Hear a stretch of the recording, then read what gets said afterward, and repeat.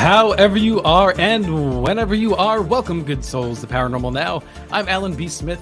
Join us as we traverse the cosmic highway of paranormal portals and tantalizing turnoffs. We have two turnoffs tonight. Greatest hits of paranormal would be Bigfoot and UFO, and we have them both for you. In the first hour, we have Mary Joyce, Bigfoot researcher and prolific paranormal researcher and UFO investigator as well. And in the second hour, Katie Paige, Colorado MUFON director and UAP investigator. And Katie Paige also happens to be speaking at the X conference run by Margie K of the KUNX DB, the UNX network. So I'll put the link in the chat so you can all check that out. It's going to be a really great conference with some of your greatest hits from the UNX network. And I will be there popping in and out on Saturday because as a member of that family, I do get a ticket. And congratulations again to our winners last week for the 2 XCon tickets. So so happy you guys could join us in chat and play our trivia game and get to really experience a fun virtual conference. You know, it's not always easy to do these virtual conferences and keep them engaging and enjoyable. But Margie K, she's on it. All right. So in the first hour, we'll bring on Mary Joyce in just a moment. As a friendly reminder, if you are a coffee fanatic like myself, you can go to aliencoffeebean.com, and put in the 20% off discount code, which is mystery, all caps, mystery 20. For those of us who live in the US. I'm sorry, international listeners, but the code doesn't apply internationally. But of course, you can still order Alien Coffee Bean if you like. All right. And please, as always, subscribe on YouTube, like, and comment down below. For those of you who are familiar with this channel and this podcast, if you're more of a podcast listener, I would love for you to jump on over to youtube.com/paranormalpop and subscribe, hit the notification bell so you can be updated every time we have a new show or a last minute stream. If there's something in the ufological news or paranormal news and we want to just, do a pop-up show, you will be notified so you can join that immediately. And of course, the Half-Light documentary, which was released last Saturday, is on this channel for the time being exclusively, although eventually it will be on other streaming platforms. So for those of you who are experiencers, who are contactees, and are enthusiasts of all things paranormal, metaphysical, and spirituality, Half-Light documentary on this channel covers all of that and really asks the question of, one, why are we obsessed? And how does the paranormal experience affect those who are now emotionally involved in understanding what some of this high strangeness is, whether it's a ghost investigator, paranormal investigator, a ufologist, a metaphysical researcher for wellness and spirituality, or a life after death researcher like Josie Varga. There's so much covered in here, and it really gets to the core of, the core of the intersection of being human, the human experience, as well as what we consider paranormal, but may not really be. And for me, it has personally shaped my life and has certainly put me on a trajectory that I never expected. And here I am hanging out with you, and we have wonderful guests tonight to share. So thank you so much for joining again. Now I'm going to bring on the one and only Mary Joyce. Mary, welcome to Paranormal Now. Thank you. It's great to be on your show. Appreciate it. Absolutely. I'm so glad to have you on. So a little bit about Mary Joyce. Mary Joyce has worked for 2 major metropolitan newspapers, the Orlando Sentinel in Florida as an artist and columnist, and the Oakland Press in Michigan as a Sunday magazine editor and then feature editor. On the side, she's written magazine articles and books. Since 2008, she has been the main researcher and editor for the Sky Ships Over Cashier's website, which features a wide variety of cutting-edge topics, from UFOs to secret underground bases, from Bigfoot to Cherokee and Little People. Her recent books include Bigfoot Beyond the Footprints and Cherokee Little People Were Real. She's been a frequent guest on radio shows or TV shows, including Coast to Coast AM and the Travel Channel. And you can find out more about her at skyshipsovercashiers.com. It's a little bit of a tongue twister if I say that too fast, Mary. It is, and it's a strange name. I think I would have changed it if I'd known where this website was going to go. It's named after a mountaintop town called Cashiers because we were seeing so many UFOs hovering over that mountaintop. But this website's grown way, way beyond that. So Cashiers, that's the proper way to pronounce it? The people around here say Cashiers, and it's spelled just like a cashier at the grocery store. Okay, why is it Cashiers? I have no idea. I've never gotten a straight answer on that one. Right. It's one of those mysteries of history. Well, I guess that's another line of inquiry one can go down since you've gone down so many. But tonight we are going to focus on Bigfoot. We cover cryptids, we cover ghosts, we cover life after death, metaphysics, and ufology on this platform. But of all of the cryptids, why is it that Bigfoot is so persistent? Why are there so many people that are, after the truth of what this creature is? Anything you can't catch, you keep running after it. I think that has an awful lot to do with it. As far as my own involvement, I kind of moved into a very hot area when I moved to Western North Carolina. I'm in the mountains. So we have UFOs, we have Bigfoot, we have the Cherokee Little People, and we have underground military bases. And so it's just a hot spot. And being in the hot spot, I got to see some of this Bigfoot activity up close and personal and got to talk and interview a lot of people who had firsthand experiences. So is that what it is? Do you think it's the firsthand experience, the number of people that report seeing this? It's really a strange topic because I see so many things. I see blurry pictures. I see people telling tales and they have no evidence of it. And you kind of wonder, am I getting the truth when I hear from people? So when I can be right here where I have been able to see the caves where they hang out, where I've seen the footprints, and talk to a whole lot of people, I feel real fortunate, and I've become a believer, not because I wanted to, it's just because it happened. Of all the stories that you've heard, is there one testimony? Try something else first. The Sure. book that I wrote, Bigfoot Beyond the Footprints, Mhm. is totally different than most of the things you read about Bigfoot. I'm talking about the more human side of Bigfoot. I'll give you an example. We had a man who was a retired sheriff from someplace in Florida. He had to retire early because of health reasons, moved up here to the pure air, and lived in a very remote place. And his contact with Bigfoot started out like you would normally think, with the banging on the trees. And then not too long after that, he heard it was like children playing in the creek or the stream close to where he lived. But there were no children around. He just lived off an old logging road, and it was all part of the forest. So he knew there were no children around. And then he eventually was sitting on his porch looking out, and he had a light by his garage, and he saw a family of Bigfoot going across the road. And eventually, he became friends with the male Bigfoot, and the male Bigfoot would come down when he would be doing the gardening, and he would share stuff from his garden with the Bigfoot family, and he ended up calling him Fred and his family. So, I mean, the real human side of Bigfoot is seldom talked about, and that's Yeah. the first story that pops into my head. Yeah, that's interesting.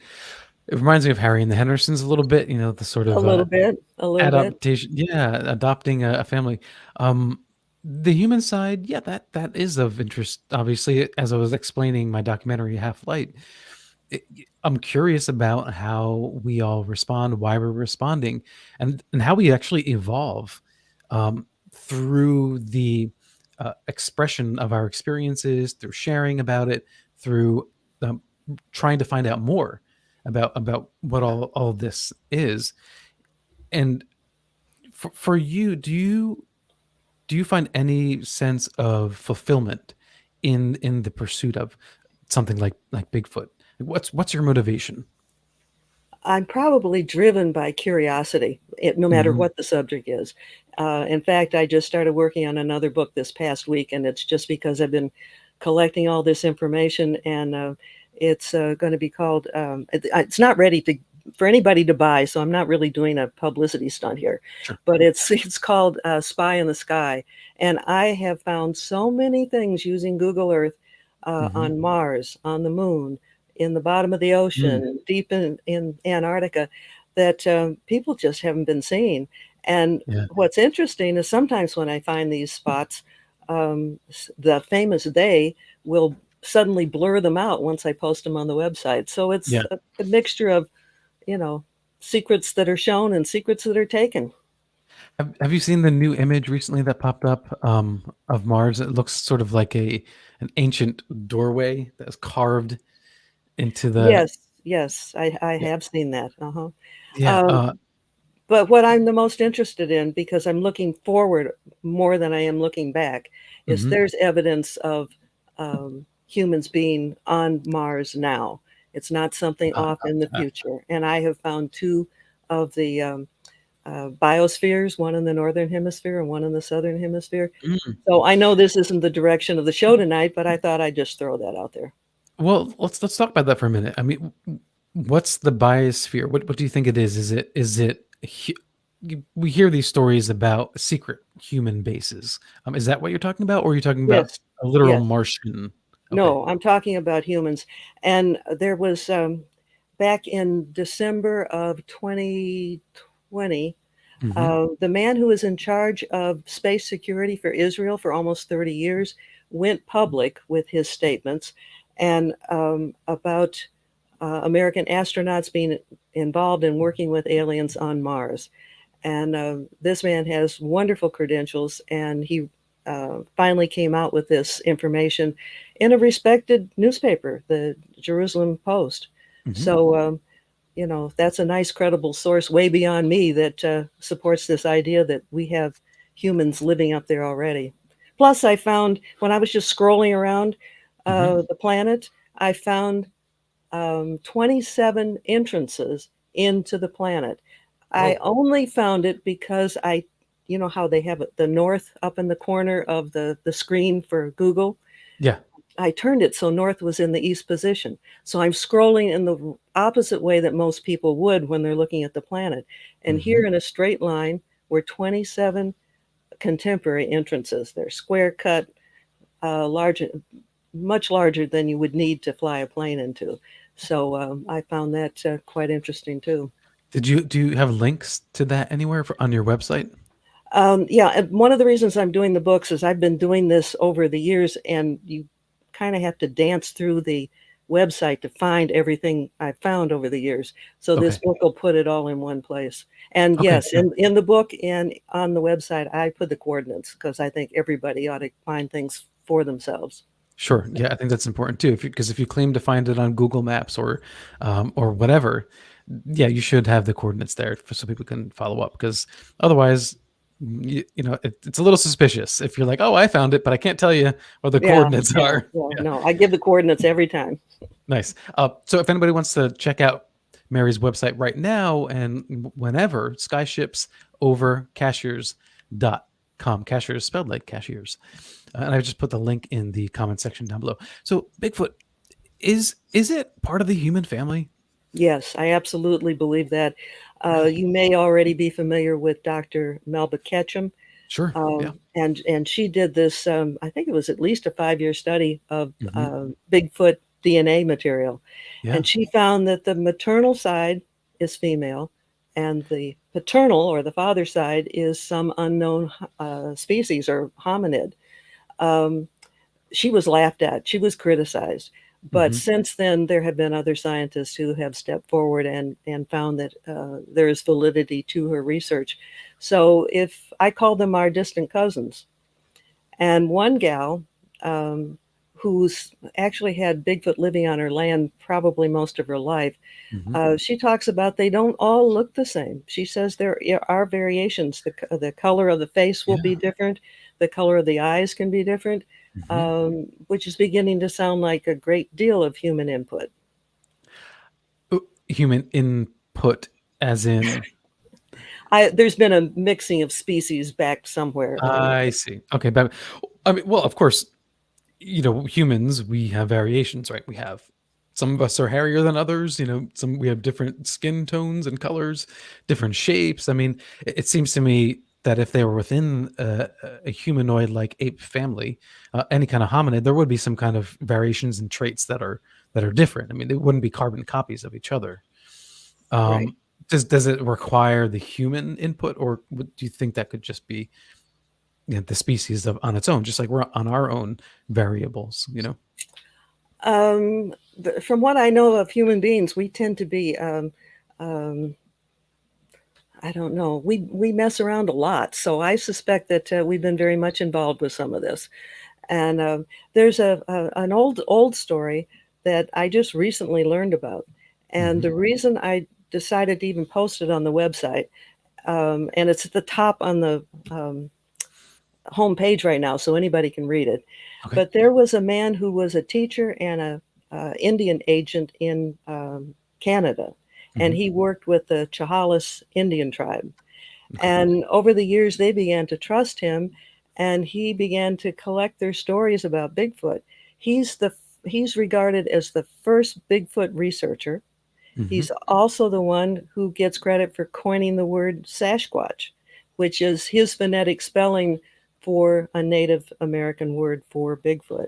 And one of the stories, and the story that I included on the website, is about a young Indian woman, or she was not young when she talked to him, but when she was young, she was kidnapped or abducted by a Bigfoot, and Hmm. it's the whole story. And she was gone for about a year. She got really, really sick, was close to dying, and so he finally brought her back to her people, and she gave birth to a Bigfoot child, which did not live very long. But um, I think that's how some of this happens. Well, if she gave birth to a Bigfoot child, I mean, what happened to the baby, or was it buried? I mean, that would be evidence, obviously, right? Yeah. Now we're talking Tragically so, but yeah, right. We're talking back a long time ago, so I doubt if generate, we'll. Yeah. yeah. Yeah, we're talking about early 1900s. So location of where they might have buried.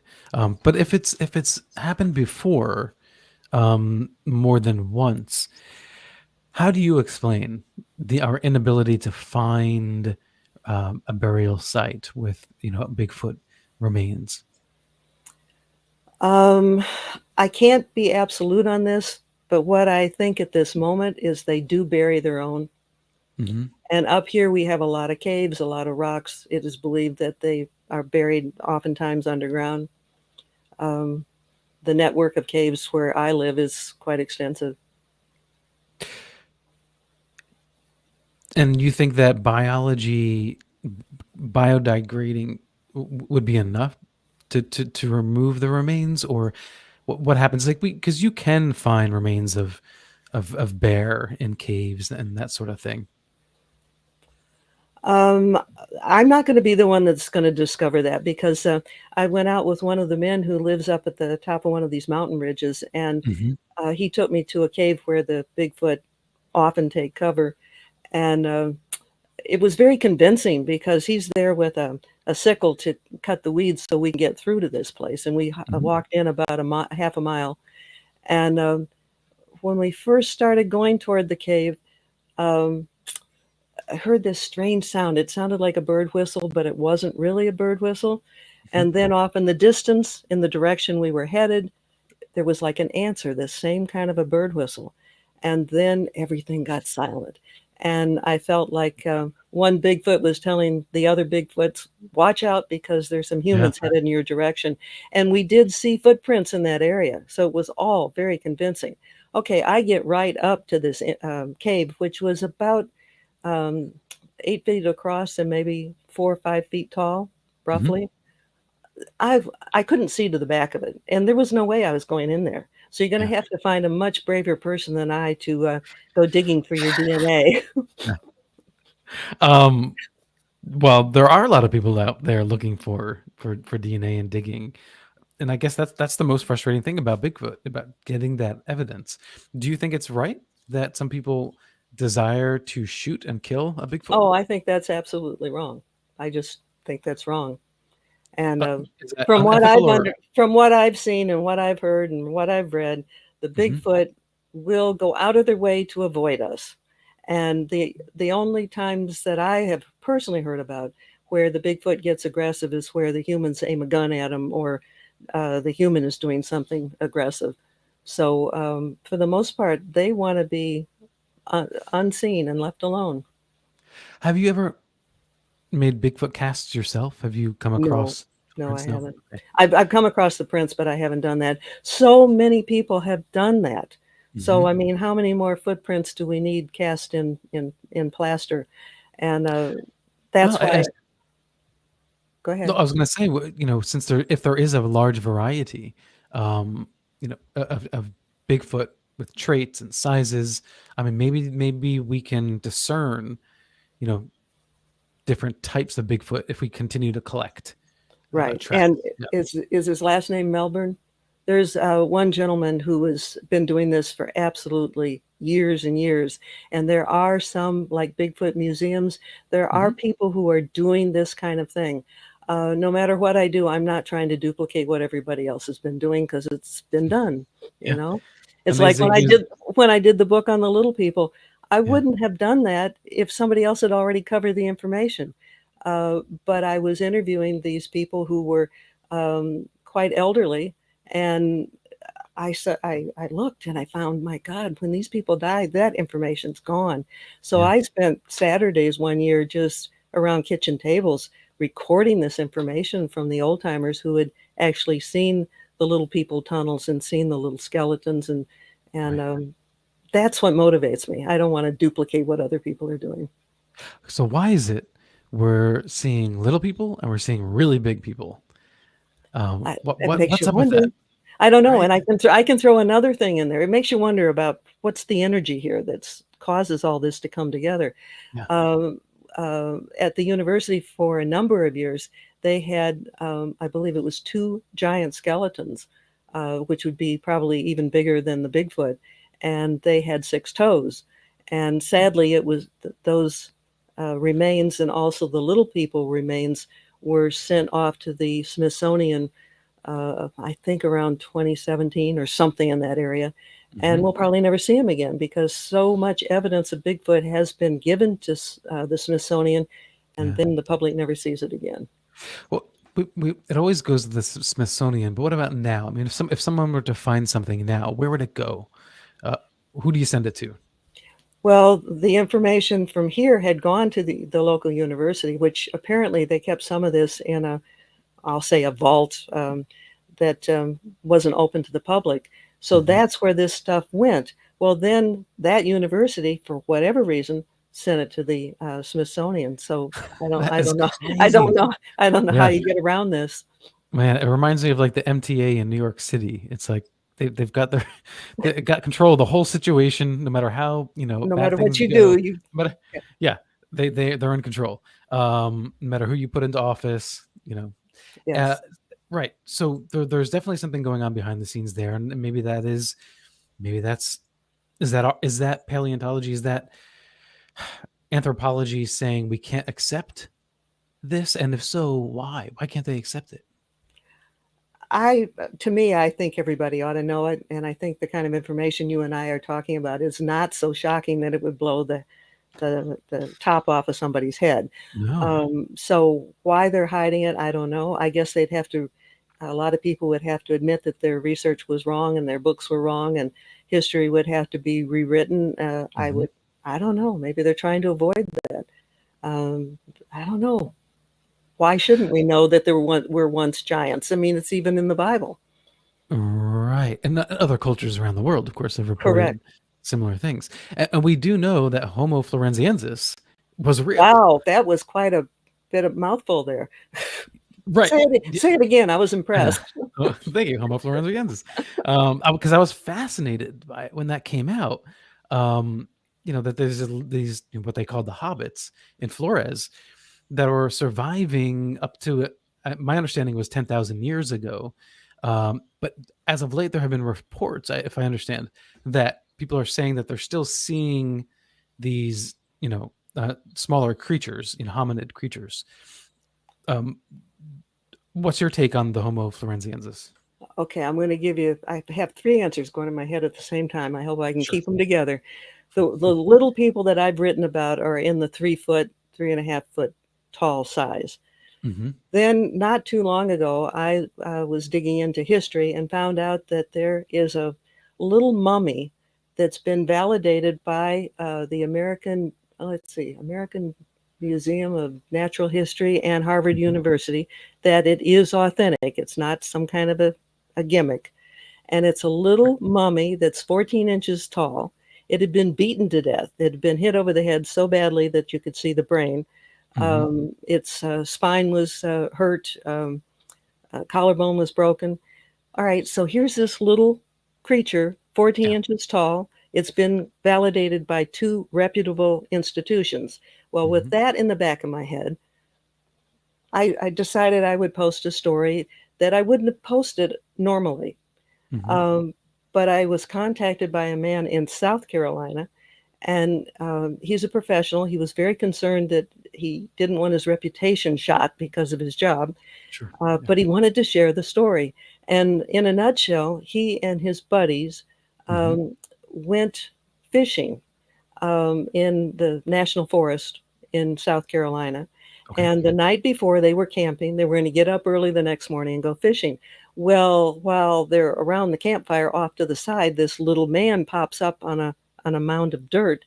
And he pretty much described him as looking like a gnome, except he didn't have a beard.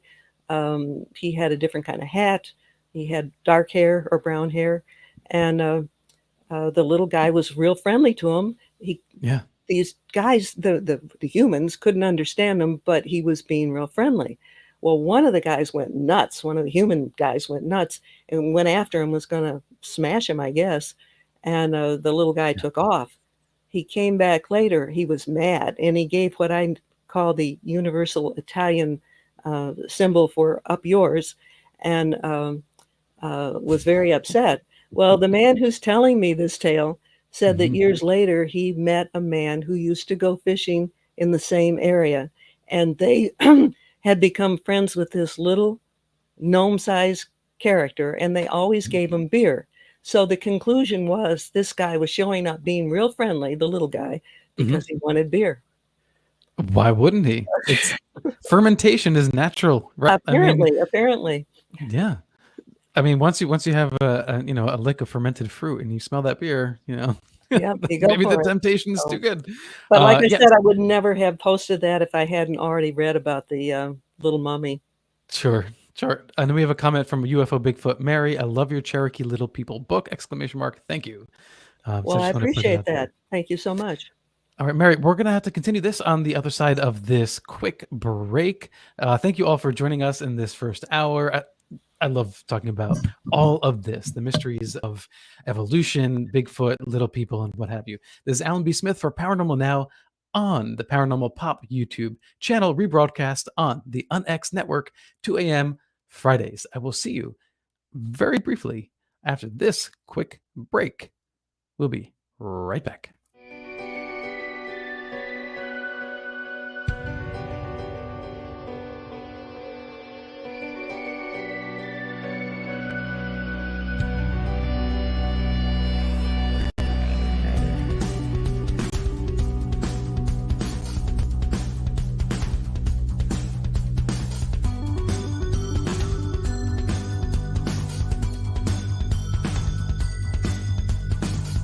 Hearts race to find the future. Convinced of efforts to deceive.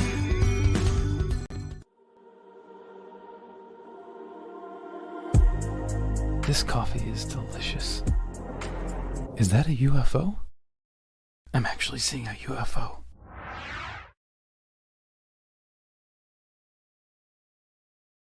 This coffee is awesome. That's why they call it alien coffee bean. Is this even made on Earth? Hey all, Paranormal Now will be syndicated on the UnX network, the new mainstream, where you can find your favorite hosts and shows on the cutting edge of ufological and paranormal news and topics. Listen for Paranormal Now rebroadcast on the X at 2 a.m. EST Fridays, 11 p.m. PST Thursdays at unxnetwork.com.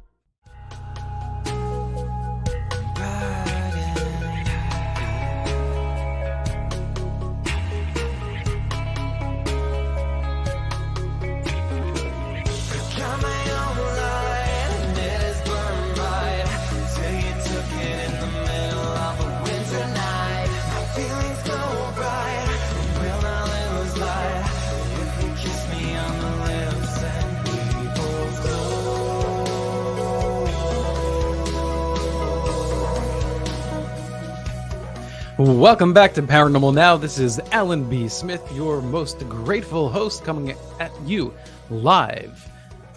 And tonight, the music that you heard coming in and out of the break is by the one and only Septembrio.com. Septembrio spelled with a Y.com if you love their music as much as I do. And their music is also featured in the Half-Light documentary. In fact, it's so quintessential to the chapters and the beats of the documentary. I don't think it would have been the same without their music. So my deepest gratitude for Septembrio and Michael Hill for allowing us to use their music.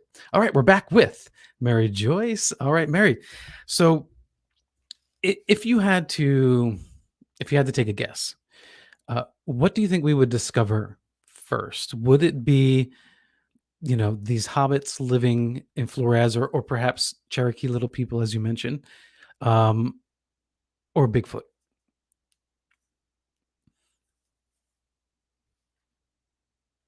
Oh, Mary, I think your microphone is muted.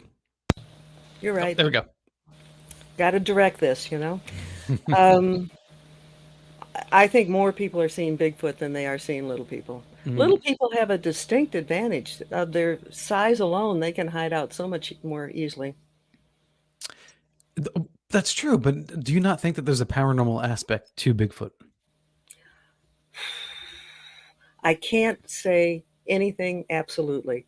I've heard very convincing evidence that there is this aspect where they can disappear through portals, or they can become invisible, or at the same time, they're very real. I mean, they live and forage for food and poop in the woods and do all the things that any creature does. So I don't know what to tell you. I can't be absolute about it. What makes them so much like us? Well, the fact that they have families, the fact that they absolutely care.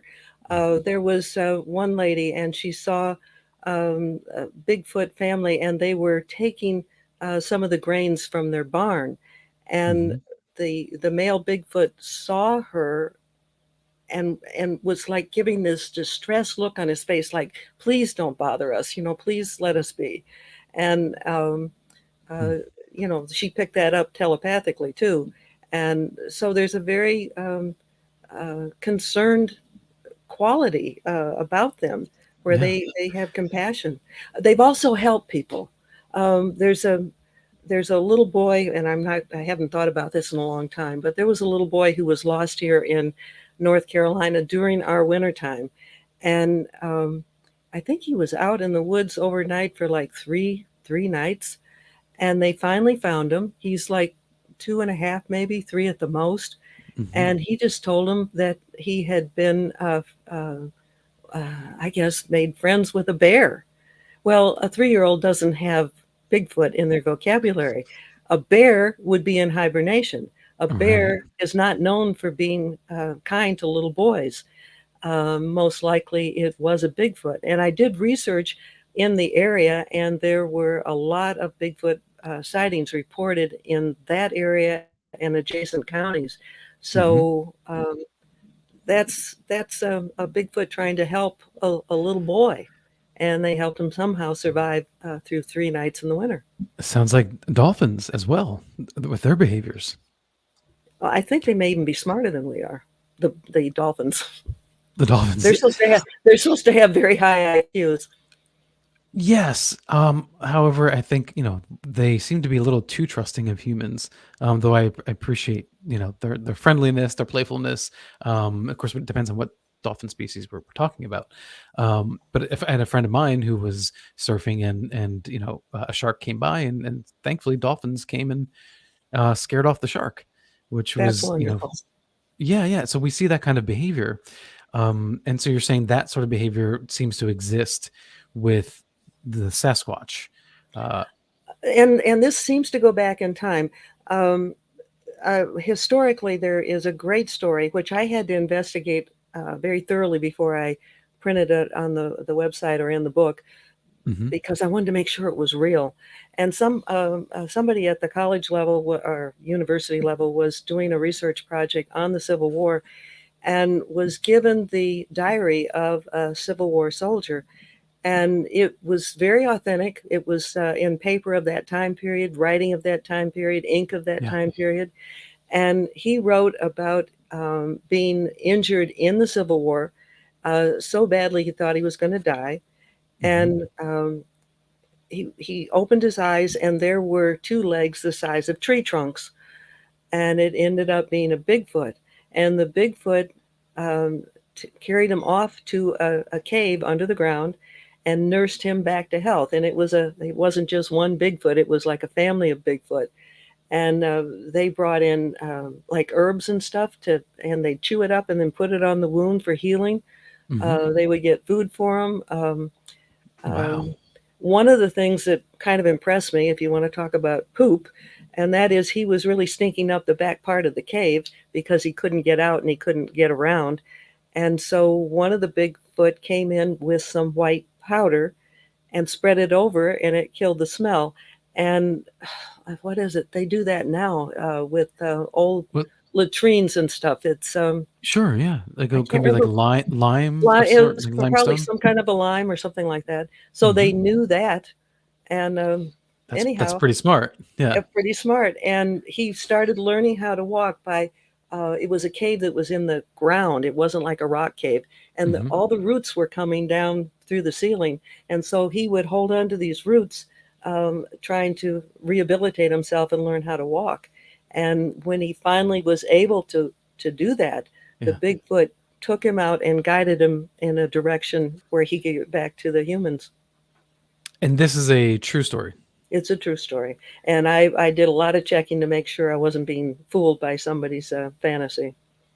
Why can't we capture them on camera at this point? Why are we struggling? I understand in 1975. Why we can. For example, I just posted a swamp ape video, and it is really convincing.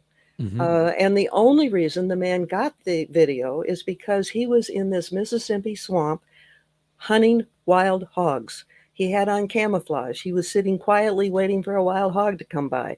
So because he was in camo, because he was being quiet, the Bigfoot didn't even know he was there. And he captured this Bigfoot by a very large cypress tree. And he was reaching in there, and he was either eating the inner bark of the tree, or he was getting something like termites out of the tree to eat. Okay. And I told everybody they should turn up their volume and expand the picture to the full screen, because the sound syncs perfectly with what you're seeing. And it's the motion that is convincing. So occasionally somebody gets lucky, and it's the movement is, you can see them throwing and tossing. And the other one that I found very convincing was in a Florida swamp, and you can see the Bigfoot actually catching a snake and eating it. So any of those still shots, which I did, I would look at the still shots. No single shot was convincing, but that continuous movement was. The skunk ape, is that on your website, that video? Yes, it is. And the skunk ape is just another name for Bigfoot. Sure. Though I think the Bigfoot in the swamps are a little bit smaller than they are here in North Carolina, Okay. and the ones out on the West Coast are the biggest. Is it on your homepage? And is it one Mm, of those links right there to the right, or is it somewhere else? I don't know if the stuff on the right-hand side Hmm. are the 20 most recent postings. It may still be in there. So that would be a place you could look. Otherwise, it's I under see. the heading ET and Bigfoot. Okay, I see. It's you linked it to a YouTube channel. I see. Yes, I Okay. did. Let's go ahead and play that so that people can see briefly here. I'll just share the screen because that's what we're all looking for, right? That's the goal. That's the hope. Okay, here we go. All right, we should be able to see that now. Let me put it on full screen. Okay. Now, will it get less? Oh, it's getting better. Yeah, I don't think you can hear the audio, just the video here. But I see the dark figure. It's thumping on the tree. That's fascinating. It's like it's tearing the tree, right? Right. It's tearing the bark somehow. Yeah, yeah. And I have to say, the movement does look ape-like. Could this have just been an ape that's surviving on the land that maybe escaped from a zoo? Oh, I guess there's always those kind of possibilities. All I know is that if you watch this to the very end, at the Hmm. very end, this guy, this skunk ape or Bigfoot stands up at completely scared the you know what out of the man with the camera, and Hmm. that was the end of the video. But he stands up at the very end. Oh, I see. There Yeah, we go. There we go. And there he runs. freaked him out. And even Okay. the running adds credibility to the whole Yeah. thing. I'm going to actually subscribe to Josh Highcliffe right now. If anybody else wants to go check that out, it's on Josh Highcliffe channel. Awesome. So this is what we're looking for, right? Now, Now what's the this is what's the skeptic going to say to this, though? That's the all right. question. Right? Another thing is this Josh. I don't think he has anything else posted there. At least he didn't when I did it. He Okay. set up a YouTube thing specifically for this because Just he for just this. could. Yes. So he Mhm. wasn't. He's not somebody who's just trying to constantly post things on a YouTube channel. Did you contact him? And I checked out not directly. I checked him out indirectly. okay. And your journalistic vetting said what? I'm gonna say my gut felt like this was right. My Okay. gut feels like this is truth. Okay. And Well, like I have I to. said, and if you turn up the sound with this and really watch it full screen, you might agree with me. Yeah. Well, the sound is what's really interesting because that is very authentic breaking off of bark. That's not fake. That's not staged. You can really hear the crack and the tear from the tree. And that obviously it takes quite a bit of force to do what it was doing. Could it have been a super strong, dude in a costume? Maybe, but that was even though we're only seeing the back, it was certainly the most convincing costume, if it was one that I've ever seen, because it doesn't have that really loose, like flowy hair, which would disguise the shape of a human underneath, or the Right. lack of musculature and bone structure. The hair looks fairly short, and that's why I say it reminded me of an ape. And I wondered if it was in fact, but when it stands erect, it's rather erect, more so than I would imagine an ape could stand. That's my opinion. Yeah. So Okay, I so encourage all your followers to take a look for themselves. oh, yeah, that's great. And go to your website as well. I have a question from Android Purity. That Mary, you're the only newspaper journalist I've seen investigating Sasquatch. Has your journalist credentials given you any extra benefit in your research of Sasquatch, like more access? No. No. Oh. We were all waiting for yes. Just plain no. Now it's Okay. helped me. It's helped me with other subjects, but Mhm. with this, no, absolutely not. That's interesting. Well, because in ufology, for instance, being a journalist can help you get some access, I think. I guess that's not the case in the study of Bigfoot or Sasquatch. It could be. That hasn't been the case for me. For you. Okay. And we have a question from Ufi Mary. What are the origins of Davy Crockett's letter? Oh my goodness, she's been on the website if she knows that I'm doing that one. Mhm. Oh my goodness. If you'd asked me that question right after I'd posted the article, I could probably give you a really good answer. But I did go back to the original letter, not just the Mhm. one that I first became aware of. And at the moment, that's the best I can tell you. Okay. All right. Let's go on to the next I question. also had heard that he was illiterate and hadn't gone to school and all of this. So I bought a book and I read some of the stuff that he'd written. He was not an idiot and he could read. And just checking into his own writings helped convince me that this was authentic. Okay.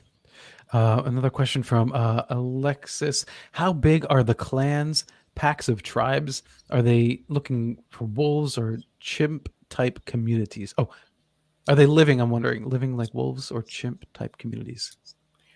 Almost every story that I have ever run into, it's been a primary family. Typically, it's a mother, father, and two kids. They don't seem to Mhm. have big tribes of children, though there will be extended families like over an area. I think it goes beyond just one family. At least Mhm. that's what I'm seeing here. But primarily, they are a singular little family. So, do those little family units, work together I as a think they lot? do yes, I do think they're like cousins and they will, um, I don't know, interact. What's the most common way that a Bigfoot would interact with a person, um, whether they initiate or we initiate? Well, I've talked to you about two stories where they have found humans that were in trouble and they helped them. Other than things like desperate situations, we humans have initiated it. Like we did food experiments. Mhm. We found a place where it was a regular path or trail that the Bigfoot would take. And so we would put different kinds of food out there to see what they liked.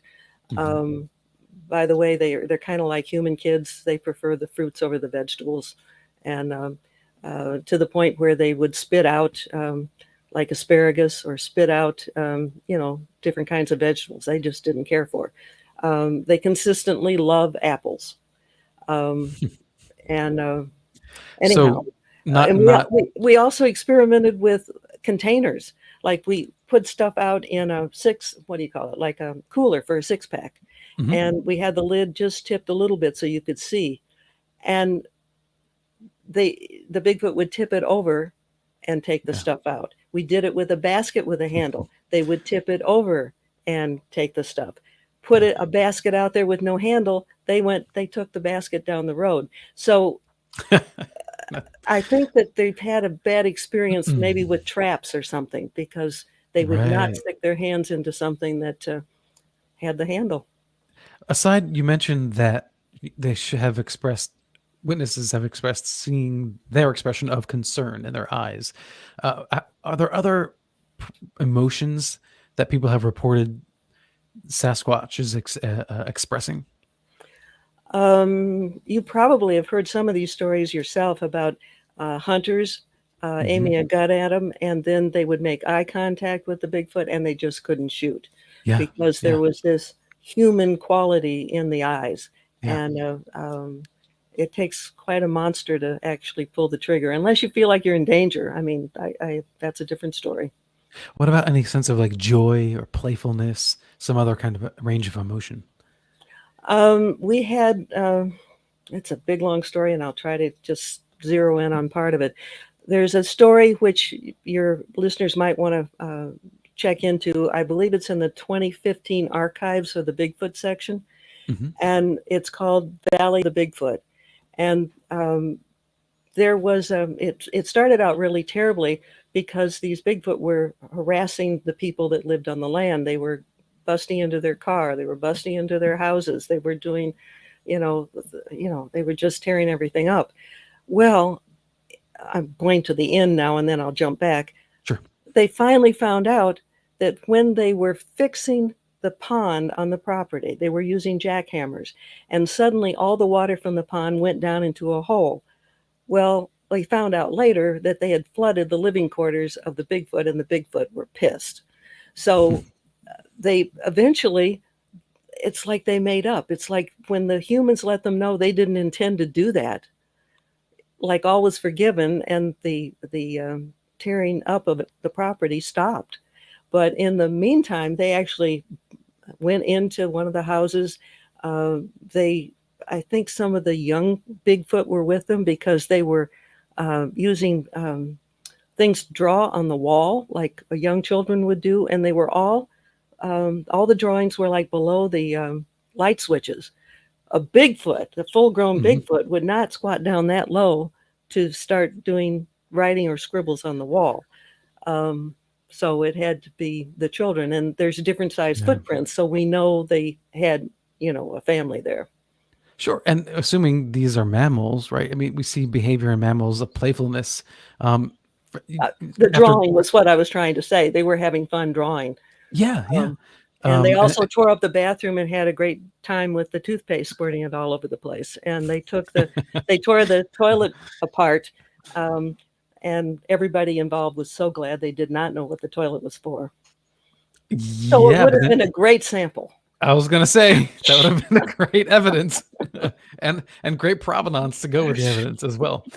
We have a question from Android Purity, and that is, has Mary's research indicated whether Sasquatch population has shrunk, grown, or about the same from 50 years ago? I do not have any original research on that. I know that some other people have, like the different Bigfoot organizations, they've done this kind of research. I have not. The Bigfoot have been in this area since I've lived here. That's about as far back as I can go. If you were to come face to face with a Bigfoot, I would probably wet my pants. Tonight we're talking about a lot of other bodily functions, everyone. We're covering all the bases.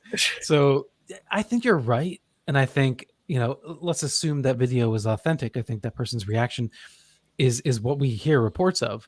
Oftentimes people lock eyes. Either, yes, they could become emotional, but people do run because for the same reason you might shoot, because you're afraid, Right. and fight or flight kicks in. That I can completely understand that. And I've tried to imagine this because I look up at the Blue Ridge Parkway. So I am between ridges. I've got them on three sides of me. And there have been Bigfoot sightings in the area where I live. I've never seen one myself, but I have forced myself to imagine, what would I do if one was suddenly at the glass door on the deck? I would want to be friendly. I would want to connect with them, but I honestly think it would scare me to death. Yeah, we've had a bear visit us more than once. I'm pretty sure it's the same bear, and even though there's distance between us and it, I'm hesitant. You want to kind of chase it off, but it's like, what if I trip and fall, right? And then I make a mistake, and it gets the better of me. And so when you're coming across something that is utterly unknown to you in that moment, it's better to be safe, I think, than sorry. Now, I have visualized a way I might be able to be friendly. If I saw one across the field, and we would make some kind of gestures toward each other, and we would slowly approach each other, I think I might be able to handle that. I see. Like a slow contact, a slow approach. Yes. Okay. Yeah. All right. Mary, do you think that we will? Do you think we'll find out if Bigfoot is can we proven without the shadow of a doubt within our lifetime? There's probably enough evidence now to convince a great many people, but to convince everybody, I really think there will be a time that happens. Yeah. Okay. Mary, thank you so much for joining tonight. All righty. Thank you. Appreciate it. Yeah, absolutely. And where do you want people to reach out to you if they have questions or comments?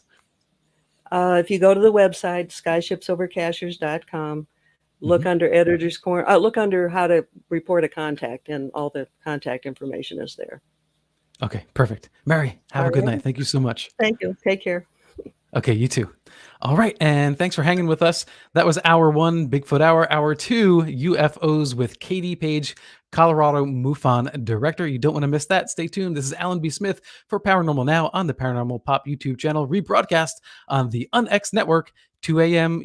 Eastern Time on Fridays. I'll see you on the inverted upside down.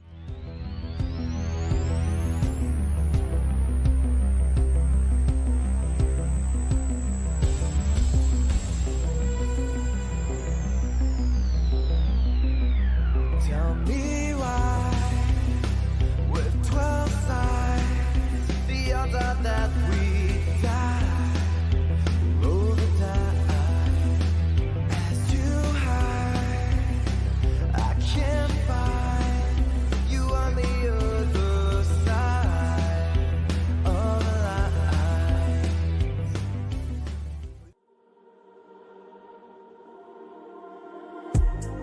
This coffee is delicious. Is that a UFO? I'm actually seeing a UFO.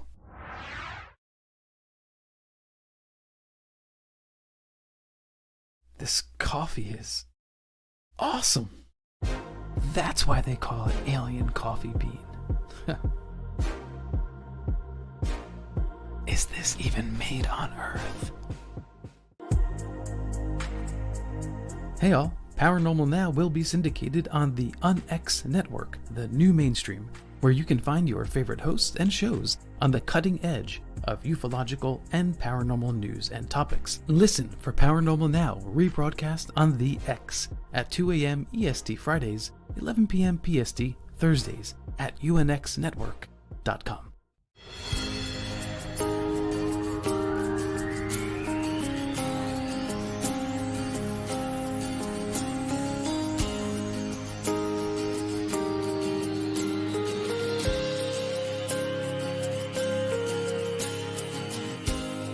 On and again, the signs keep on coming, they point to the end, but I hold on so tight.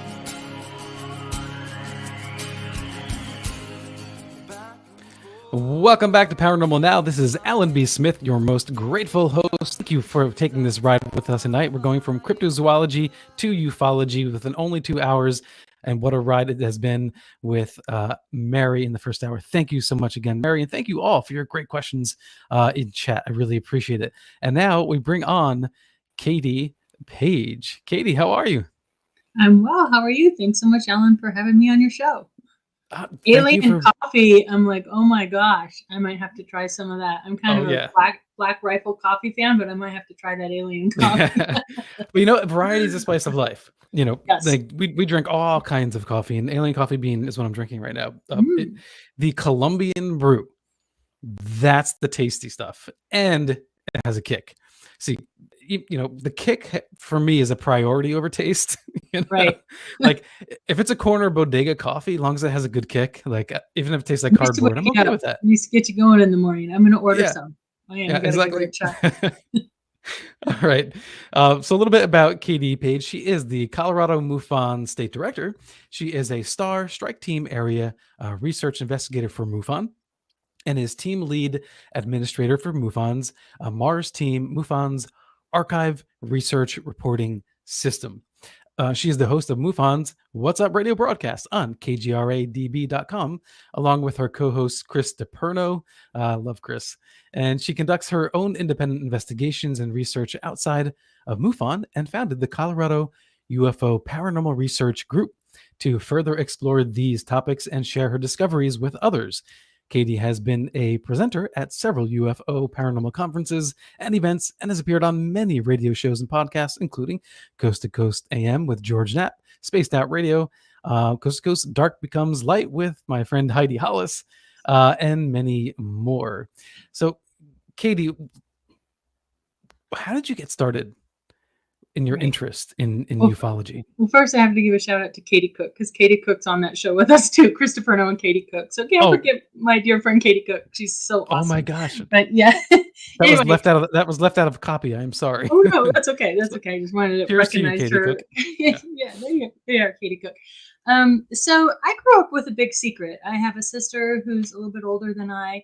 We spent time on a family ranch, and we were threatened and warned never to talk about what happened on this ranch property. It had a lot of paranormal things throughout my whole entire life, from as early back as I can remember. And you know how you do. You go through life. I was married, earned a degree, raised children, work, do all those things that you have to do to survive and raise a family.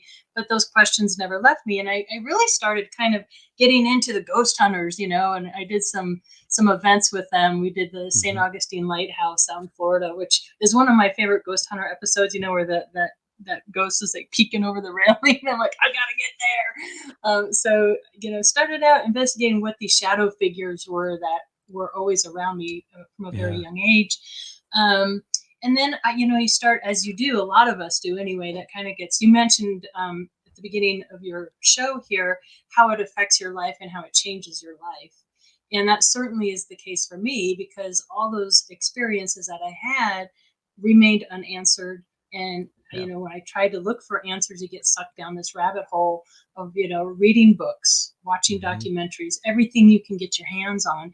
And that's when I learned about MUFON. I joined in 2012, came in right in as a field investigator, just to kind of try and research what happened all those years ago on that ranch. So it wasn't until 2013 that I saw a book, and I purchased the book just thinking it had maybe some similarities to what I experienced. At the time, Skinwalker Ranch wasn't really well known. There didn't have a TV show or anything like that. And I bought Hunt for the Skinwalker. And in this book, on page 177, this is how much it affected my life. I started reading about a ranch in Colorado, and I knew the interesting dynamic of the family and the actual location. In UFO folklore, in the APRO reports, it was known as the Clearview Ranch or the Rocky Mountain Ranch, but the true location of the property was a mystery until I came along and kind of spilled the beans on it, because I was like, wait a minute, that's the ranch. And in this book, they talk about the investigators out there, Dr. Leo Sprinkle, PhD, Peter Van Arsdale, PhD, and John Durr, PhD. He's a seismologist. And actually, he just called me yesterday. I finally tracked down Dr. Durr. Now, we lost Leo Sprinkle last year, as many people know, but we became very close friends. He's from Laramie, Wyoming. And I sent him a letter. He's old school. He doesn't do internet or anything like that. So I wrote him a handwritten letter explaining who I was and the time that I had spent on that property and what I had experienced. And he quickly wrote me a letter in response validating, like, yes, this is the property, blah, blah, blah. And it wasn't, a week later, I was down there at the archive. So he has 84 boxes of all his, over 4 decades of correspondence and research at the Heritage Center there in Laramie. So if anybody lives in Wyoming or is in Wyoming, make a trip to that Heritage Center, because it is just fascinating. If you're like me, I get just lost in all those documents. And hence that's where my first book came from, because I got lost in all those dang letters. And I spent 3.5 years reading about people's experiences. And it came to me in a dream, as a lot of us contactees do. We lucid dream. And oh my gosh, I need to write a book, Letters of Love and Light to Dr. Leo Sprinkle. And that was such an honor to do for him and honor that man, because he was so ahead of his times and was just a pioneer in the field. So that's where that came from. Yeah. How do you know when you're a contactee? When do you say to yourself, this is real? Right. And that's something, I battle with. Believe it or not, I come at this as a skeptical person. I'm a researcher. I like data and I like documents, kind of dorky that way. And so for me, abduction, because people will come out and ask me, like, are you a contactee? Are you an abductee? And I'm always very hesitant to say that I might be. I mean, if there's a checklist, I certainly check all those dang boxes, and I have strange memories and strange lucid dreams. And interestingly enough, in a lot of those letters, and it actually made a whole chapter of my book, dreams or memories, because so many people talked about having these very, very realistic type dreams where they had these interesting connections or conversations or just flash memories of being, on an exam table or in a craft or having beings around them or whatever it is. And I certainly have had that. So I don't know. I think for a lot of us, we feel like some people will call them angels or spirit guides or AT beings. And so I think when we consider ourselves contactees or abductees, we seem to have some sort of communication with something. And of course, we need to be careful what that is, because we can let all sorts of things in if we're not careful, tricksters or whatever. I hear that side of things. But I also think a lot of us do have similar, where we're almost driven on this kind of path, or we have the lucid dreaming, and we have paranormal things that enter our lives, and it's just sort of this different reality that we tend to live in a lot of times. So people will kind of look at you like, really? I don't see that stuff. Right. And then we're tipping into, are we in crazy land? Right. And that's something I'm very sensitive to, having a half brother who had mental illness. He was an arsonist and was in the state hospital. So crazy is something I'm really careful about. I certainly, and maybe that's why I tend to, like, I need the documents and all that. And I'm still, on the fence about a lot of these things. But for me personally, it came down to, you have to ask yourself a succession of questions. The first question is, do you believe there's life out in the universe? And I think for most of us, we've gotten to the point where, like, well, there has to be. It is so vast. And there's so many potential Earth-like planets that would be ridiculous to think we're the only ones out there. Now, the next question is the technology to get here, to travel to Earth, whether that's through nuts and bolts craft, or anti-gravity propulsion systems, or wormholes, or whatever it is. Do we think they would visit our Earth? And for me, that was also, if they had the ability to get here, obviously they would visit and see what's here, because we would do that. We're curious. We want to go to Mars and other planets and explore other moons and whatnot. And then the third question was, okay, so if they have made it here, which there's just too many credible sightings of incredible things that I have finally come to, yes, we're being visited, and probably have been for thousands of years. Back to the ancient alien theory. Yes, I kind of believe that's probable at this point. And so if that's the case, then how likely is it that they would abduct humans, or even, mutilate humans, or mutilate cattle, or whatever? You go to David Pilates actually is going to be our guest here at Colorado on Saturday. Yeah. And I know he never comes right out and says they're taken by aliens or anything like that, but you have to ask yourself that question. And you can hear it in the way he I was just going to say, you can hear it in the way he speaks. He's evolved because originally it was just missing people. There was nothing paranormal about his conversation. And then over time, as he was spending more time investigating and hearing reports, you could hear it.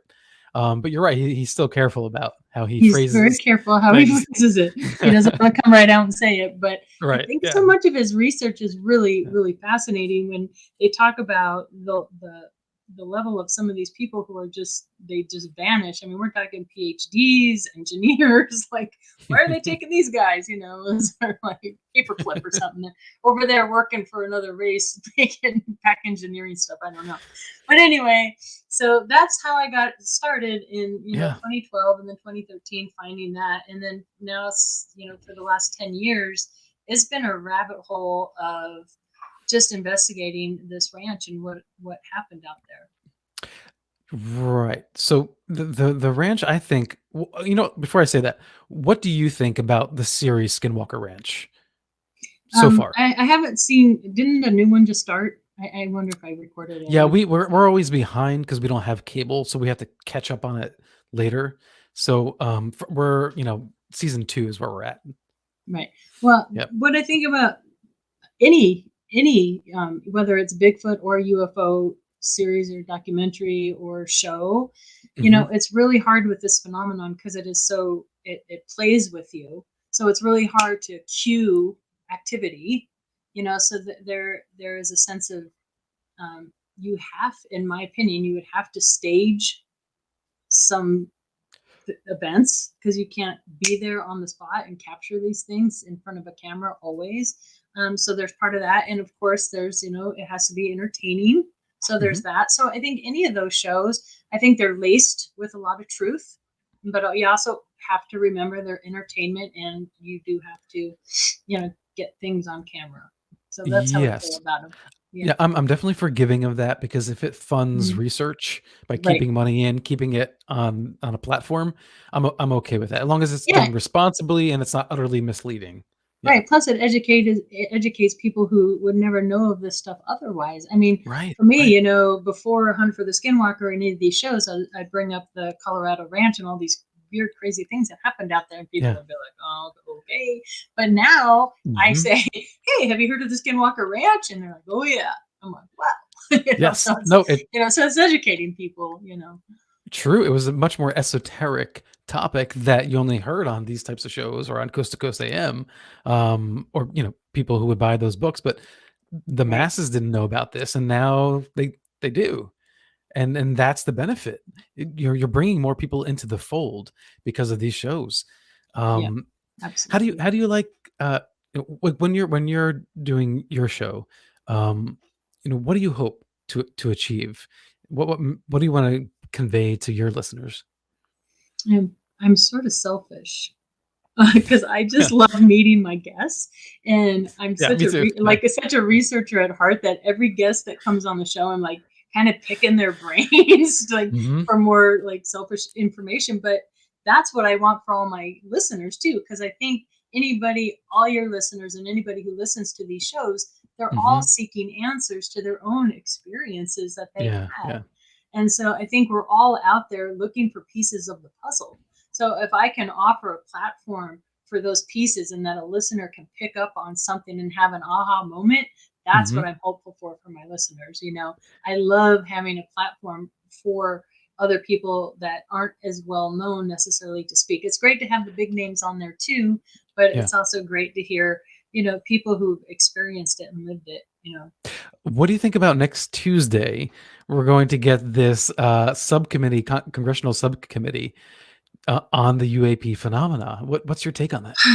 Right. No, I'm excited for that. I know Lou Elizondo, he's kind of stepping back, and maybe Sean Cahill's going to step into the limelight, and a few others.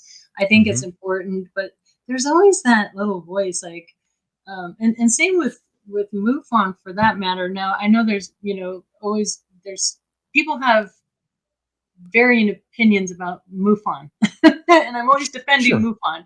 I am, because I always have to defend MUFON a little bit, because I've never had anything but really good experiences in the organization, in MUFON. And we have such a great, tight MUFON Colorado family. But I am going to say that through the years, like with Bob Bigelow and other interesting people at the tops, I wonder I guess there's a trust issue, and that's probably true for a lot of people. When you bring in, these governmental agencies and stuff, and you wonder, disinformation, you hear about, a false flag of an alien invasion, and, what are they preparing us for, and why is the store being open now, and why the Navy and not the Air Force, and all those questions come to mind. But at the end of the day, it's a great thing. People need to be aware, and they need to start the discussion, finally, although they've been having the discussion for, over 40, 50 years behind closed doors.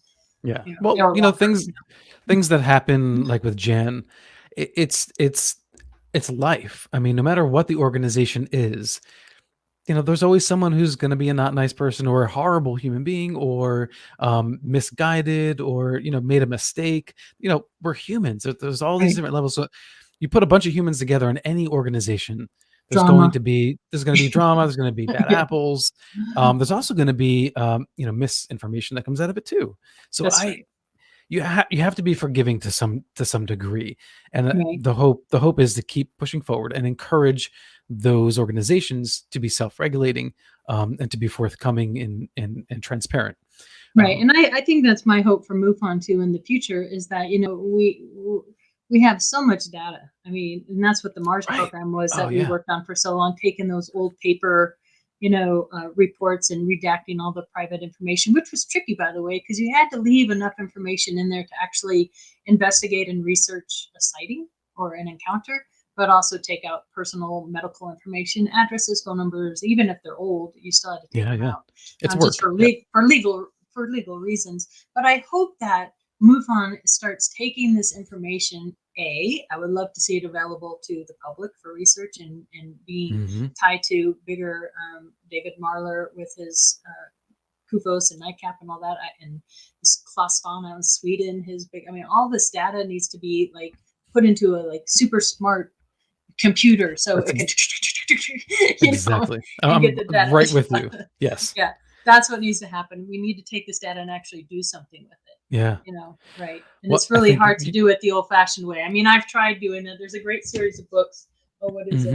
What is that series? But anyway, I tried to go through and write down, okay, which ones, like classify the different kinds of, and I know so many people have done that. Have done their own version of it. Yeah. It does doing numbers and all that's important, but a smart computer would do it so much faster. Well, I think, right. Well, what you need is people like, I think, Cheryl Costa and Linda Miller Costa and others like them, get them all together as a group and work with a statistician and a software developer, to really come up with something that can do the crunching of the numbers. But you need that input from the humans to understand. You can't just have someone take data and throw it into a computer. There is provenance, there is nuance to some of that information. Yeah, and that's a problem. I know David and I have talked about that a little bit too. There's humans that investigated these that are behind the report. So how do you know which ones to trust and, how to vet them and all that stuff? That's a huge issue, even in Project Blue Book things. And this is why I have another case that I'm really fond of, and we can talk about that later at the end of the show, but it was a case that came across a few years back on the Denver Roswell body connection. And instead of going through and reading all of Don Schmidt and Kevin Randall's books on Roswell and everything, I want my dog. Sorry, Strider. We're pet friendly here. There's somebody outside the door. What was I saying? Instead of kind of rereading everything I could get my hands on the Roswell incident, I kind of wanted to not be biased and start with the evidence that I had, because it was kind of this separate branch of the investigation that one of the bodies went to a mortuary outfit in Denver, and I focused just solely on that, and that's taken me to all sorts of different places. So I think that's important, that you do look at, like Project Blue Book. They didn't look at the paranormal aspect. They were focused on nuts and bolts craft, color, propulsion, did it make a noise, what lighting configurations. They didn't ask the witnesses, did you have paranormal activity in your house that week? So you got to go back all these years later and revisit that. Yes. And thank goodness for the work of Free to really bring that to the fore and be like, we need to take this seriously and incorporate that into our investigations. And I think they did a good job of making a case for the legitimacy of that. I'm just going to curve back real quick, Katie, because you're my only interview before Tuesday. So what do you expect? What do you imagine will happen during the subcommittee hearing next Tuesday on UAPs? I expect that they will get a few prominent people interested in, like, whoa, wait a minute. School some people that will be just enough to maybe get additional funding, to maybe get and I know the first report we got was a preliminary report, so we're still waiting for that secondary report. And from my understanding, it was a whole lot more pages that were actually put out into the public to that preliminary report. So I'm hoping they push the ball further and faster. Because after that initial report, it just sort of stopped. Now what? I did find it interesting, though, that they started talking about the effects of contactees and the brain scanning. And I'm like, now what is that all about? Like, that was a huge leap, a big jump. So, and I don't know, what is that? They're looking into, what is it called? The, can't think of it now. Something where it affects your brain, it makes you dizzy. I'll think of it in a minute. Yeah, but I know what you're talking about. Yeah, That experience that people have had. Yes. Mm-hmm. Yeah, and it's affected people on the White House lawns and everything like that. So. Right, the physiological effect of having some kind of contact, and yes, people do feel, and it's not just pilots. I mean, all kinds of people have had that experience. Sometimes it's a buzzing, sometimes it's a nausea, sometimes it's a dizziness of feeling. And yes, if you are the military and your pilots are reporting that, you have to take that seriously, because you're wondering, are they exposed to radiation? Are they exposed to some kind of microwave? And if so, that's putting our pilots in danger. Right. Why do you think we're transitioning? The way I see it, I see we're moving from the old guard, which is like, we're going to figure this out on our own, and then the new guard is like, but maybe we can do this more openly. What's your take? My take is, and this is me, not MUFON or anybody else, this is just kind of what I feel. And I have felt this since the very first time Lou came out and ATIP and To the Stars, and all this information coming out. I think that they're trying to get ahead of something that they know is coming. And I think it's about control. I think they want to control the narrative and have it's politics again. Yeah, no, right? I mean, it just would make sense to me. It's like, with the way we all communicate now, being able to have our own voices out there for the most part. Very true. Yeah. For the most part, until come from us, and they want to control the narrative. So right. Yeah. That's the old school cancel culture, I suppose. The pre-cancel culture. I have a question here from Android that I want to get in. Katie, it says, "Hi, Katie. What was her reaction when the disclosure report from the Pentagon came out? Is your opinion on it today different?" Back then, I kind of feel like I do now. Like, oh, they're trying to get ahead of something. What is this about? I think it was kind of a womp, womp, womp moment. I was hoping for more. People, I think, in the field were wanting a lot more. But honestly, any little opening of the door, cracking of the door is good. And I guess there's really no other way to start the conversation than with how they started it. I mean, it's obviously they're not going to come right out and say, the Tic Tac were people from Zeta Reticuli and they're blah, blah, blah. Like, that's not going to happen. That's never going to happen. So, I think it's as good as anything, Yeah. I don't know. I didn't really follow the, all the drama. I tend to keep my head down and focus on what I'm working on, and I don't get involved in all the drama around some of those things. So. Sure. Andrew also brings up the Havana Syndrome. That's it. Thank you. Right. So the question is the Havana, and I'm not up to the latest on our government's investigation on that, but we're thinking, oh, that's from foreign adversary, but maybe it's not. Maybe it is a close encounter occurrence. Do you think that's a possibility? I think it's always a possibility. And I think it's interesting. I think that even I was really surprised the conversation I had just yesterday with Dr. John Durr about his feelings on what he remembered at the ranch. And because you have to know what we talked a lot about was there was definitely Captain.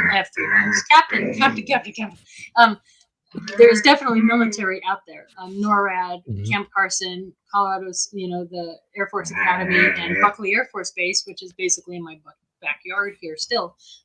They were very much aware of everything that was happening out there in Elbert County at the time. And so I had mentioned, special black access projects that potentially could have been happening out there. We also talked about military bases and how ETs and whatnot are interested in what we're doing with our nuclear weapons and whatnot. So I've come to the conclusion that two things were happening: unusual, unexplained phenomenon, and the military out there trying to figure out what the heck's going on. So, but both definitely are involved. So I just, I don't think that. I think what's happening now is just a slow continuation of what started, back in 2017. So. Yeah. And are you sure you're not harboring a Bigfoot? Because no, I'm not. But I found that bellow that I just heard. yeah, from Captain. Yeah, Wow. sounded like a Bigfoot. Could be. I thought that was interesting, your conversation about Bigfoot. And I'm just getting to know some of my Bigfoot friends, out there. I've been able to do some investigations with Trey Hudson at the South Skinwalker Ranch, or the South Very High cool. Strangeness location and stuff. And I just was kind of naive. I didn't know there was such a big Bigfoot world out there, and that there's kind of these in groups and all this stuff. So I find it interesting. But there were Bigfoot encounters on the ranch property in the late 70s out in Elbert County. And what's strange to me about that is it's not like it's in Bailey, Colorado, or the Rocky Mountains, where it's Squatchy. This is very rural. I mean, there's big patches of ponderosa and pines, but the Bigfoot that we encountered out there on that ranch property were directly connected to the craft. And some people ask, like, do you think the Bigfoot are directed to, connected to UFOs? Yeah. And in my experience, they absolutely were. And if you ask my sister and a whole bunch of other witnesses out there, they'll say absolutely they were. And there's a great book, Stan Gordon, I have back there. And actually in the Pandora Files is where I came across the UFO Ohio Pile creature case, they called it. And they had the same type of activities as Skinwalker in Elbert County, and, Blind Frog, and all these Marley Woods and all these other high strangeness locations. They had Bigfoot, and they shot at them, and it disappeared in a flash of light. And it was multiple witness with police officers. Of the shooting and the flashing of a light. Yeah, with these Bigfoot creatures and all sorts of things out there in Ohio Pile, Pennsylvania. So I thought that was a really cool case. That is a very cool case. We didn't get to touch on that with Mary Joyce in the first hour, because that is a question that comes up a lot. I was interviewed for a documentary called Aliens versus Bigfoot. A little tongue in cheek, but because there's that controversy, you have your ardent Bigfoot is just another branch of the hominid family, and that's all there is, folks. And then there's the other camp that's saying, well, maybe there's some connection with aliens or interdimensionals. Or right. It could be both. And that's kind of the realization I had to come up with at the ranch. Like, okay, there's some interesting things. And I know, like, MK Ultra and a lot of these projects and programs happened, in the 60s, late 50s, 60s. But from what my reach is showing me, these went well into the 70s and even into the early 80s. And one of the documents in Dr. Leo Sprinkle's handwriting that I found in the archives, it says Warren Blank, so they redacted the name, from Camp Carson, which is a military base out here. He visited the ranch. So first of all, why is Camp Carson out on the ranch property? That's weird in and of itself. And he said he felt something wrong. He wouldn't go into the woods, but something took over his mind. It made him walk towards the woods. It released him, and he could run back. And it did this to him 5 times, which suggests mind control too. Yeah, absolutely. We've heard this with aliens too, though, where someone is drawn to a spot, maybe after a close encounter, and they're drawn to return to an area or to go to an area they've never been to, and it's like the voice of the alien is in their head. Is it total mind control, or is it more of like a drawing in, like a strong attraction that they can't seem to resist? Yeah, I don't know. I mean, if this is our military messing with mind control, who knows what they're doing? Because there's, another strange thing but one of the scariest nights out there for both my sister and I, it was the boys. So the situation was the parents that lived there were getting a divorce. They were separated. And so the father was dating my mother. Okay. And the wife had a love interest. So the love interest in the mother stayed at the ranch full time. The father that stayed with us, all 3 adults are now passed away. Him and his 2 youngest sons stayed with us during the week. And then we'd go back and forth to the ranch to bring them back to their mom, kind of situation, because we lived in a larger school district. This was a very small town. So that's kind of how my sister and I spent time out on the property. But one night it was the boys' mother's birthday, and all the adults were celebrating. We even had Thanksgiving together. It wasn't like it was kind of a this was the 70s, free love. I don't know. Anyway, it was a very happy situation. Yeah. So anyway, we were all there celebrating. The adults were playing board games. Me and the 3 boys and my sister were hanging out in the room. And one of the very first things reported on the property were these banging sounds underground and this strange humming sound.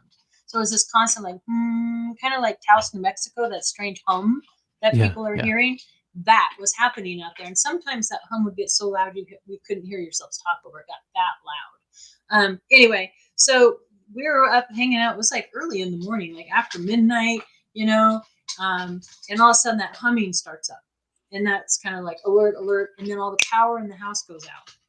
Okay.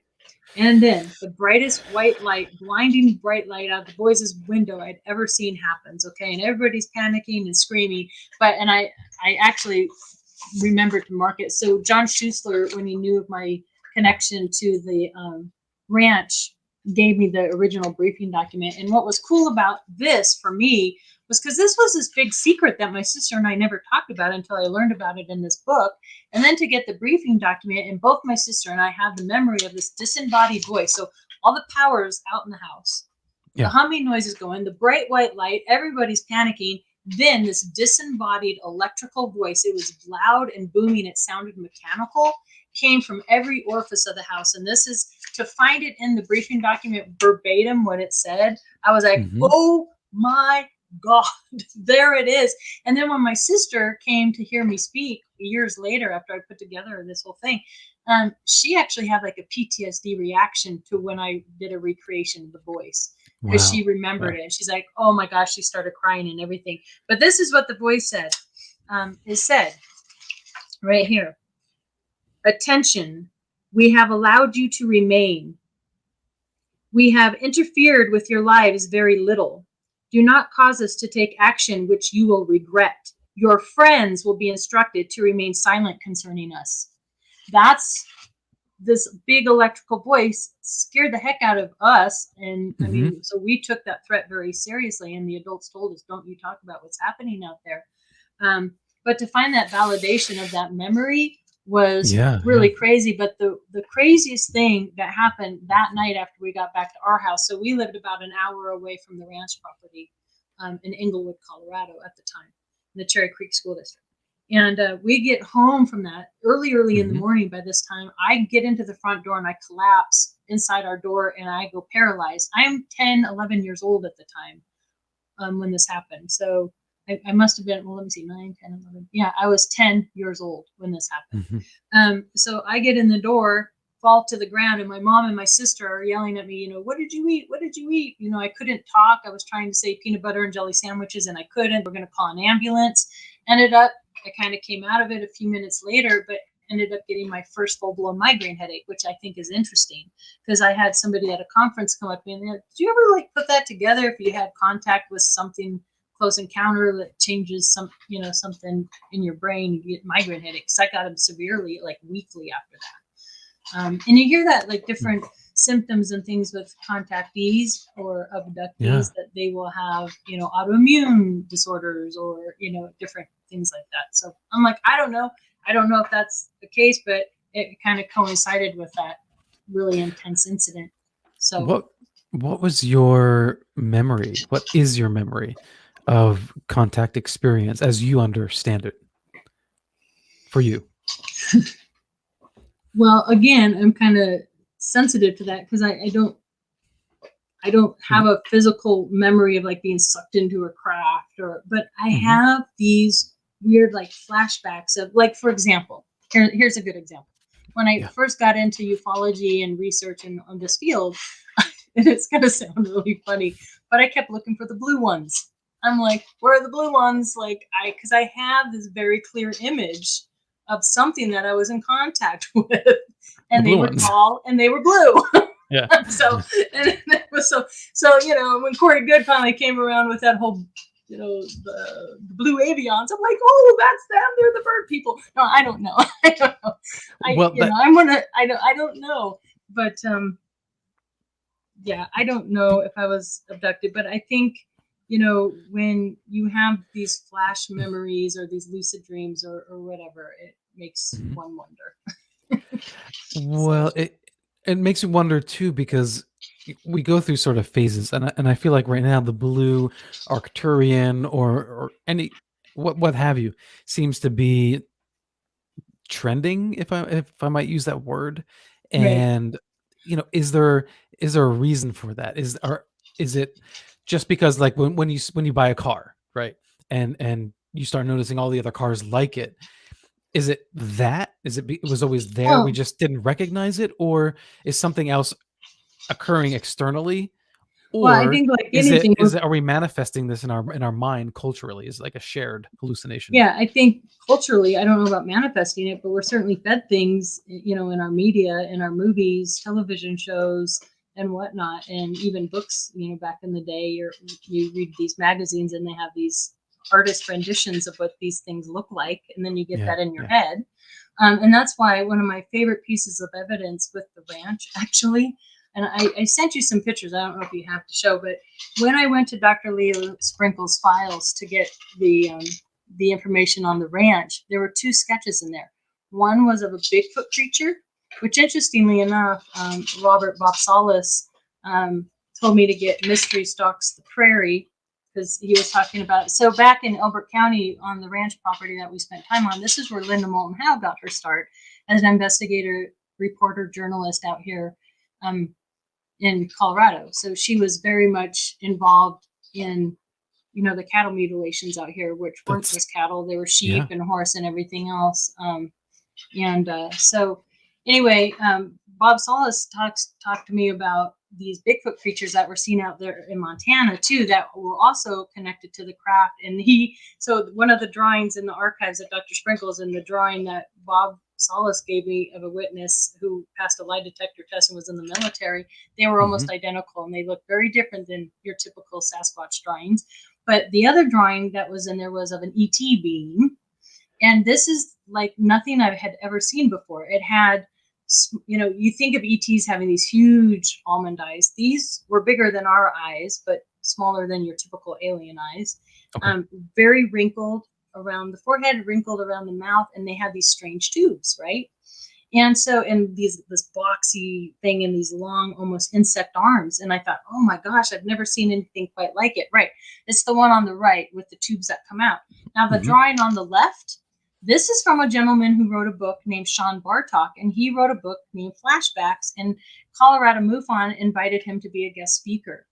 And here I am sitting in the 3rd row, listening to his presentation about a ranch or property that he owned, also in the late 70s, early 80s. In the book, he says it's in Castle Rock, Colorado, which is still close to Elbert County. But literally, when I got to know him, oh, do you need a break? Nope, we're going straight through. Okay. Anyway, his property was 14 miles from the ranch property. 14 miles. And he puts this drawing up, and they're almost identical. And what's cool, those tubes that are in that guy's neck from Sean Bartok, he said they would come out. So there was another drawing that they had with them out on the side of their head. That one. So that's Sean Bartok's on the right, and that's the guy out in Elbert County that were connected to these weird boxes. These disappearing boxes, they would blink and light, and then you would look. I also experienced that.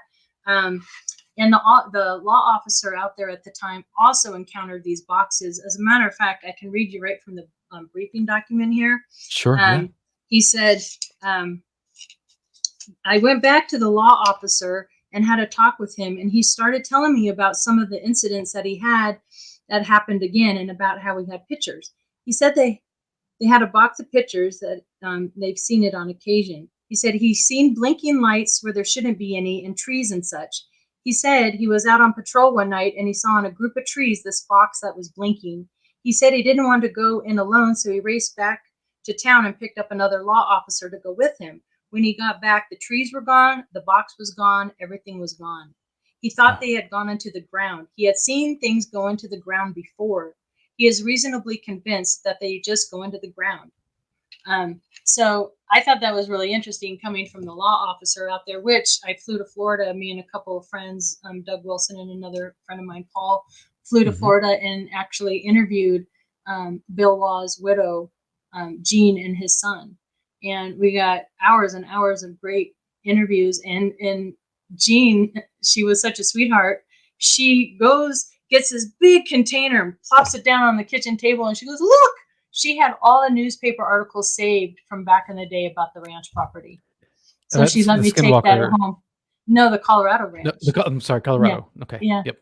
Yeah. So that was incredible. That is incredible. Yeah. Now I'm going to put up this picture here too, so we can shift gears for a little bit. So this calf, can you tell us about this? Yes, this is another witness out there. Her family like homesteaded this area. They have roads named after them and everything. And her and her family had UFO encounters, very close encounter UFO encounters during the high mutilation time. But in 1978, right out of high school, she got married and she moved to a town called Rama, which is right on the border of Elbert County. It's very close, another very small town. And her husband was out on the horse, out on his horse, checking the cows for calves, and he came. This is the actual photograph that she had found. This calf was dead on the ground, but when he found it, when he was on horseback, it had 4 incisions in a perfect square. They were cut, 4 cuts, and then the top of the fur was removed, but she remembered the skin was still there. So he got on his horse, went back to the ranch house and got Sheila. They went back in the pickup truck, and by the time they got back, which she said took 20 to 25 minutes, the calf had been completely mutilated. Precision incision like an instrument did it, blood drained, and the organ removed out of there. And that's the actual photograph from it that she found. And she said that was a photograph she took of when a calf gets attacked by a coyote. They will just jump on the back or the hind of the calf and just rip it alive. They don't cauterize. They don't cauterize a perfect circle and remove an organ. And not only that, but they were miles off the county road. No helicopter noises, no truck marks, no footprints, no tracks. She said they felt like they were being watched. She said it was very eerie. These are very religious people. Like they really felt whatever that was evil. It really scared them. Something was unnatural in a sense. It was very unnatural. Yes. So that's a good question.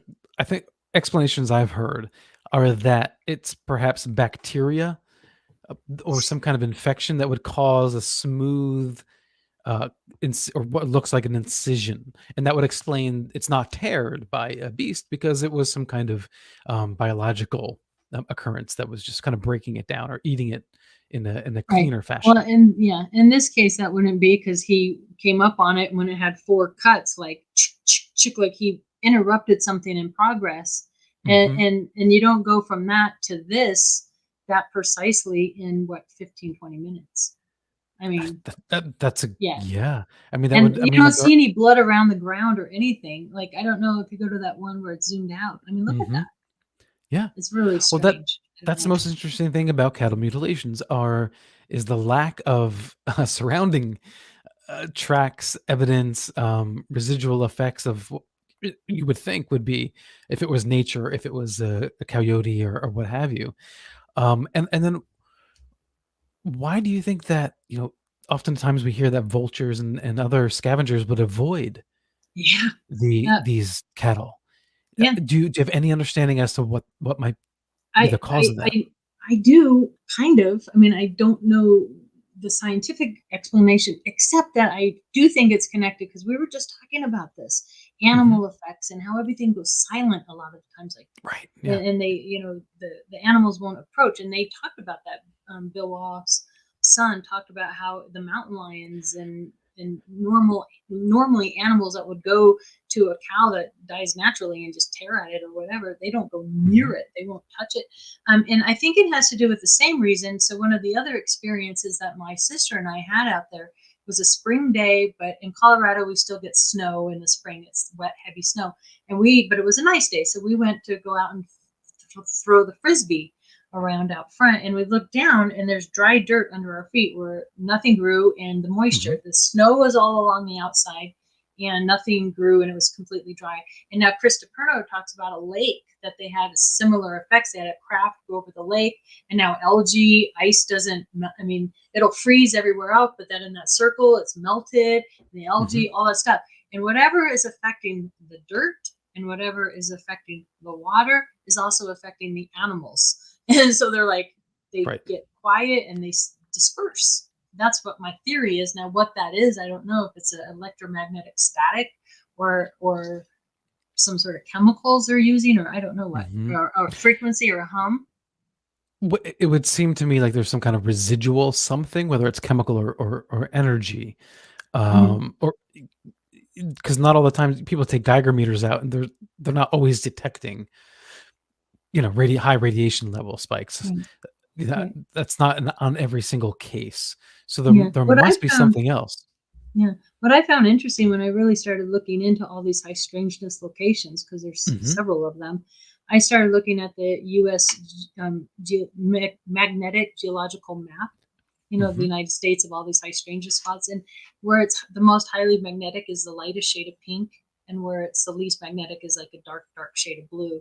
And in all of these locations, Ohio, Pyle, Pennsylvania, Skinwalker Ranch, the Blind Frog Ranch, the Bradshaw Ranch, Marley Woods, Elbert County, they all ping the charts of being highly, highly magnetic areas. And I think that's a key to something. I don't know if that allows us to interact with the phenomenon better, or if it allows the phenomenon to come in and out and you know what I'm saying? If that's like why those are hot spots, even Sedona, I mean, the vortex, it's super, super high pink there. So these high energy vortexes are involved in some sort of capacity, I'm sure of it. And I think the ancient people knew that as well. Yes. Here in the Hudson Valley, in the town of Pine Bush, it rests. Oh, are you going to be there this year? Yeah, I'm one of the speakers. Oh, great. Fantastic. Yeah. So in Pine Bush, it is wedged between two, like Pine Bush, if you look at it on the map, to the left and to the right and below it, it's surrounded by a high magnetic anomaly. And in this area, we have a very high level of magnetic anomaly, as it's described scientifically, and it's been measured. I went on what's the the government website, NOAA, I think, NOAA's website, and I was, because you hear UFO people talk about this, so I was like, well, let me just make sure this is real, right? And it's true. So you're like in a triangle there in the Hudson Valley, then. Yes, triangle. There's something going on here for sure. Yeah. We're new to this area. We lived in New York City for many years. So my interest in this area has obviously spiked, because we're living in that zone. Right. UFO Valley. It's UFO Valley, right? From Tuxedo all the way up to Poughkeepsie. And I don't know why that would be. Why higher levels of magnetism, Earth magnetism, would have anything to do with these beings coming and going. From your investigations as a MUFON investigator, when you're interviewing witnesses and contactees, do they ever give you any indication as to why that might be? Do the beings give them any hints as to why they're in that area or how they come and go? It's interesting you bring that up, because that's something I've noticed, through, my kind of passion are the older reports from the 70s, right? I like that era. I don't know why, but you see, I think they're pure. Change. Yeah. And now everybody has a cell phone, and I like the old film and all that stuff. Yeah, I'm a little nostalgic that way. But I think it's interesting how, the phenomenon goes through those phases, like, and we still on occasion will get reports where a UFO or a sighting will mess with the electronics in the car, like in Close Encounters of the Third Kind, which is probably based on a lot of the reports from that time where it's claiming that that's what was happening, and the looks of the craft, or they're sucking things out of the water, or they're over our power lines or whatever. So that's definitely evolving and changing. But I want to just circle back to what I was going to say about the magnetics and the sound and the animals. I think for me, it would make sense. I don't know if that's how they're coming and going and entering, but it does make sense that whole topic of frequency and love and vibration, Or I'm thinking, oh, we're discovering crystals and high vibration. That's been talked about since the 60s. Like, that's one thing I learned really fast when I started reading letters from Dr. Sprinkles. I'm like, oh my God, all this stuff with water and they've been talking about this for decades. So we're reinventing the wheel. But I do think it has something to do with why the bugs and the animals disappear and why they get quiet. That high pitch. And same with those boxes. I think it had a frequency or tone to it. Yes. In the documentary Half Light that I just posted on this channel last Saturday, that comes up. Oh, that idea of frequency and love and connection. And, because some of the people in the documentary are Tiffany Mack, who's a contactee, Geraldine Orozco.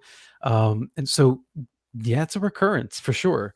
And it's actually a recurrence for even those who had a negative experience in the beginning, and somehow they evolved to this other place. Right. I mean, how do you feel about that? Because that's very controversial. Right. I was gonna say that's a really interesting, deep conversation that me and my friend Heidi had. Heidi Hollis. Yeah.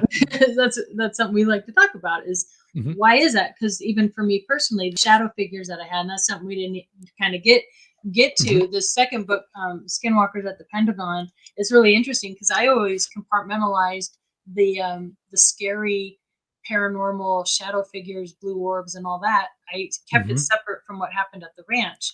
It wasn't until like other people started coming forward and saying, well, I had high strangeness UFO encounters and had blue orbs and had shadow figures, so they may be connected.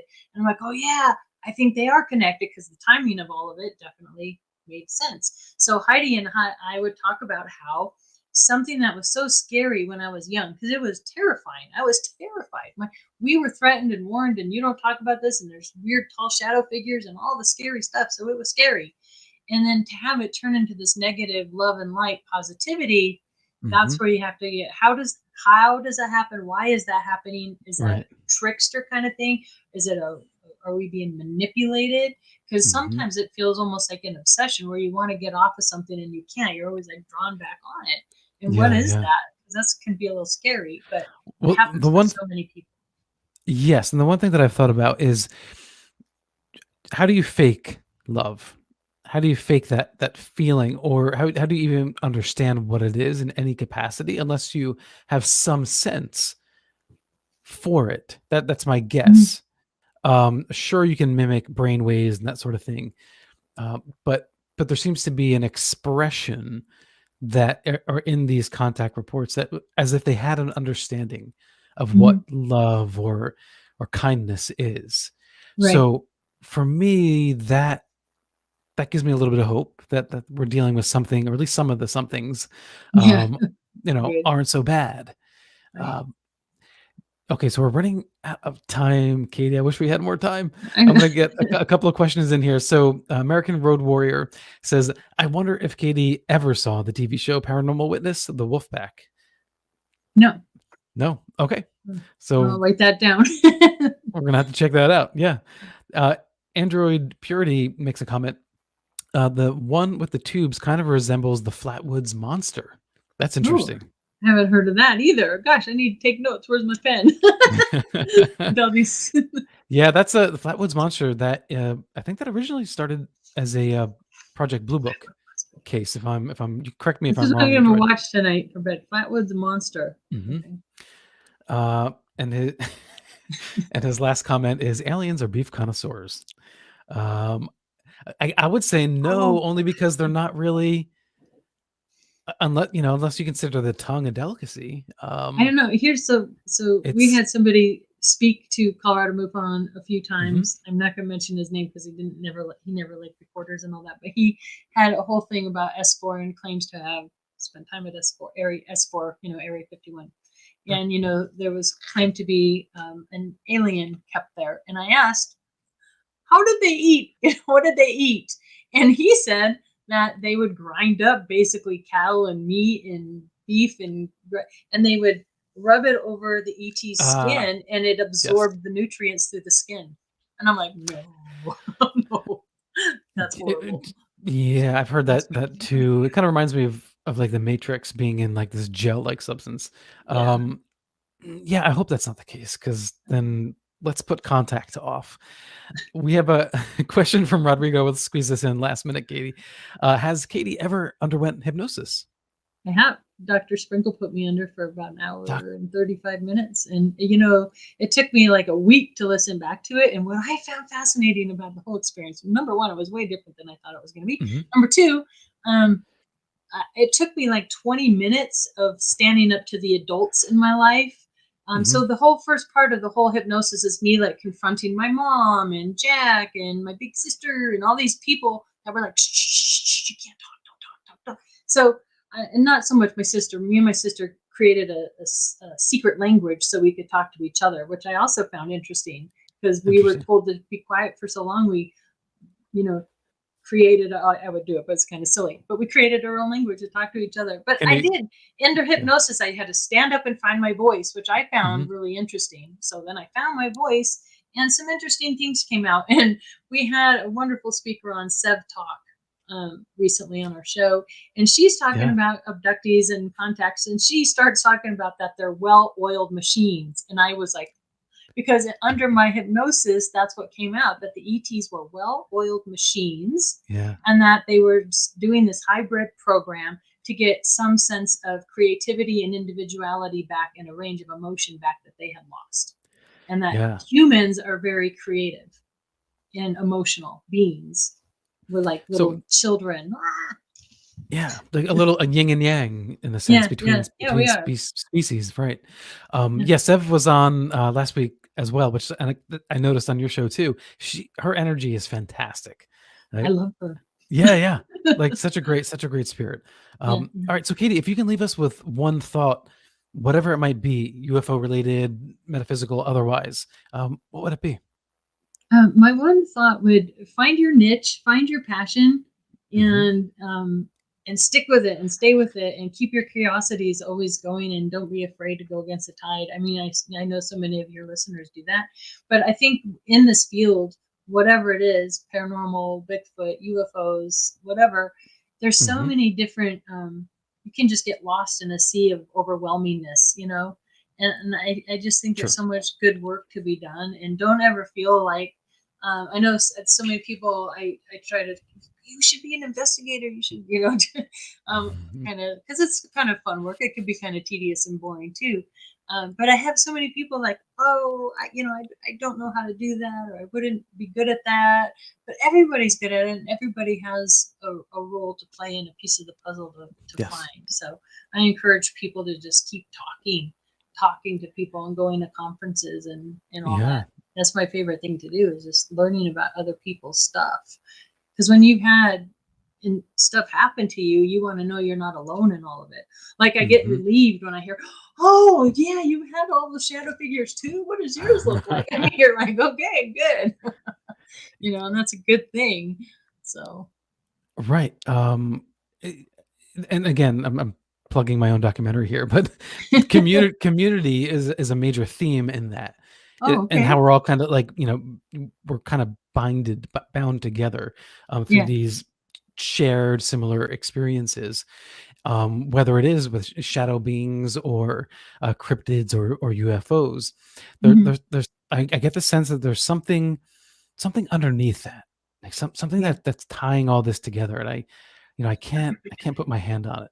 That's where you get into the synchronicities and the signs. And I mean, I had the most mind-blowing, I don't know, we only have like a minute or so left.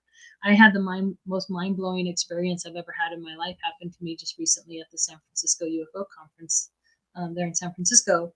And that is my half-brother, and really quickly, in 1965, burnt down our house in Lake Geneva, Wisconsin. And he started other arsons there. And I found out, so here I am in a hotel, and I put in my presentation a little thing about love and forgiveness from the other side. That's a whole other story, but it was about my brother and burning down that house. And there's a lady there named Mary Edwards. I'm sure she wouldn't mind. But her second home, they had a second home in Lake Geneva in 1965, and it was burnt down. So my brother burnt down her family's house in 1965. Here we are in a hotel room in San Francisco, and that happened in Lake Geneva, Wisconsin. How does that happen? That changes the whole paradigm of reality, in my opinion. I was like, how does that happen? It does. It really does. Yeah. All right, Katie, where can people find you and contact you? Yeah, katiegrabowski.com. I know it says Katie Paige. I am going under the Witness Protection Program.